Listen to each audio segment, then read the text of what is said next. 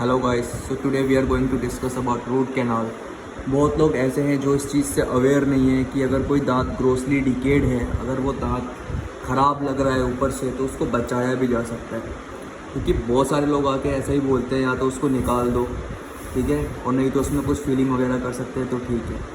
Unless and until दांत अगर pen में है, अगर पेशेंट को फील हो रहा है कि वो बहुत ज़्यादा पेन में है और डिस्कम्फर्ट हो रहा है, तो सिर्फ फिलिंग उसका कोई अल्टरनेटिव ऑप्शन नहीं है।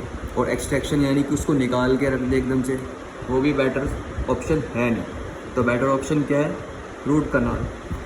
सो you must be aware about this things, क्योंकि ये काम डॉक्टर का है। फॉर एग्जांपल, जैसे मैं अगर किसी को समझा रहा हूँ तो मेरा ये काम है, मेरा फ़र्ज़ बनता है कि मैं उस चीज़ को अच्छे से एक्सप्लेन करके बताऊँ। Same goes for other doctors. So इसमें होता क्या है, बेसिकली जो दांत है वो इन्फेक्टेड है, ऊपर से केरियस दिख रहा है पूरा। अब आप जब रेडियोग्राफ लेते हैं उसका, तब आप उसमें देखते हैं कि अंदर से रूट में पैथोलॉजी कहाँ तक है और कितनी है। For example, in this picture you can see there is periapical abscess. यहाँ पे एप्सिस बना है, यानी कि यहाँ पे पस फॉर्मेशन है, इन्फेक्टेड पल्प है, ठीक है। यहाँ पे पेशेंट को पेन भी बहुत होता है जब भी वो खाता है, जब आता है, कुछ भी एकदम से प्रेशर पड़ता है and he feels pen, and along with that उसको स्वेलिंग भी है।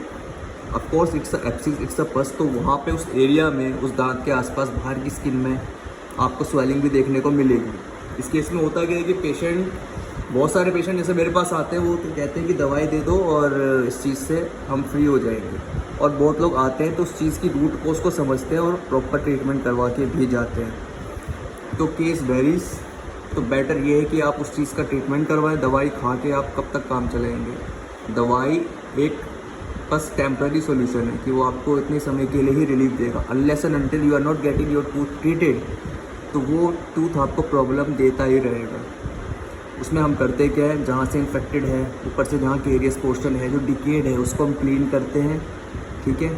उसके बाद वहाँ पे डिच फॉर्मेशन करते हैं, वहाँ पे एक होल बनाते हैं हमारे इंस्ट्रूमेंट से, हमारे मशीन से और हमारी नॉलेज से, हमें जितना पता है उस हिसाब से काम करते हैं।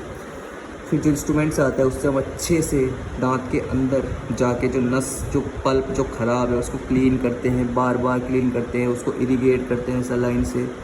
हम तब तक ये प्रोसेस करते हैं जब तक हमें ये नहीं लग जाता कि दांत पूरी तरह से क्लीन हो चुका है। एक दिन का काम नहीं होता, कम से कम 2 से 3 सेटिंग लगती है, depend on the severity of the disease.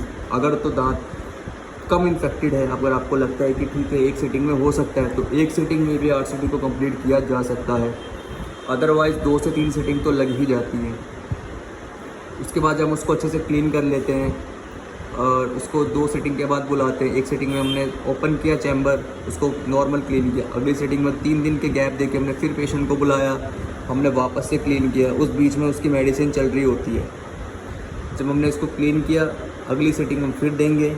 अगर तो पेशेंट पेन में है नहीं तो हम सेकंड सेटिंग में ही फाइनल कर सकते हैं। If he still in pen, और जो थोड़ा बहुत भी उसको अगर दिखता है या आपको विजुलाइज हो रहा है थ्रू रेडियोग्राफ और थ्रू विजनरी, आप जैसे देखना चाहें, अगर आपको लगता है कि दांत में अभी भी और साफ़ करना बाकी है, तो आप उसको प्रोसीजर को कंटिन्यू रखें। जब ये काम हो जाता है तो नेक्स्ट सीटिंग में जब हम देखते हैं कि दांत की जो पैथोलॉजी है वो गायब हो चुकी है, जो यहाँ दिख रही थी, देन वी प्रोसीड फर्दर। हम इसको फाइनल फिलिंग कर देते हैं। एक गटा पर्चा नाम का मटेरियल आता है जो उसमें, उस चैम्बर में फिलअप होता है आपकी इन्फेक्टेड पल्प की जगह, क्योंकि जो इन्फेक्टेड पल्प था वो हमने रिमूव कर दिया है। अब ये मटेरियल डाल के हम उसको सील कर देते हैं। इससे क्या हो गया, आपकी दांत निकालने की ज़रूरत भी नहीं पड़ी, और नॉर्मल जो फीलिंग होती, जो शायद आपको परमानेंट सोल्यूशन नहीं दे पाता, उसका एक बढ़िया ऑप्शन भी आपको मिल गया। उसके बाद जब दांत का स्ट्रक्चर हमने डिच किया था तो ओबियसली वहाँ पे जगह खाली हो गई थी, तब उसको ऊपर से फिलअप भी कर देते हैं। ये फिलअप हो गया आपकी आरसीटी का, यहाँ पे आपकी आरसीटी कंप्लीट हो गई। उसके बाद जो ओपन एरिया रह गया था, जो हमने फर्स्ट सीटिंग में ही ओपन किया था, दांत का स्ट्रक्चर अगर ज़्यादा उड़ गया है तो उसको फिलिंग से आप बना सकते हैं नए दांत जैसा, प्रॉपर एक नया दांत बन जाएगा। इसके बाद उसके ऊपर कैप लगती है। बहुत सारे पेशेंट्स उस चीज़ को सीरियसली नहीं लेते हैं कि आरसीटी करवा लिया तो हो गया काम। नहीं, जब तक आप उस पर कैप नहीं लगाएंगे, उस पर क्राउन प्लेसमेंट नहीं करवाएंगे, वो एक फिक्स दांत नहीं बैठेगा। क्योंकि आरसी ट्रीटेड दांत एक ब्रिटल मेटल की तरह है, एक कांच के ग्लास की तरह है कि जो सिर्फ खोखला हो चुका है, क्योंकि वो अब जिंदा नहीं रहा। हालांकि वो सेफ़ है, दांत में अब कुछ नहीं होगा, लेकिन उसकी स्ट्रेंथ उतनी नहीं थी जितनी वो पहले थी। तो अगर आप कैप लगवाएं तो ज़्यादा बेटर होगा आपके लिए, दांत उतना सुरक्षित रहता है। ये अवेयरनेस फैलानी बहुत ज़्यादा ज़रूरी है, क्योंकि जब मैं क्लिनिक्स में बैठा तो मैंने देखा कि लोगों को RCT का मतलब ही नहीं पता है कि एक्चुअली में होता क्या है। They only know 2 option, either filling और एक्सट्रैक्शन, कि उस दांत को निकाल दो बस।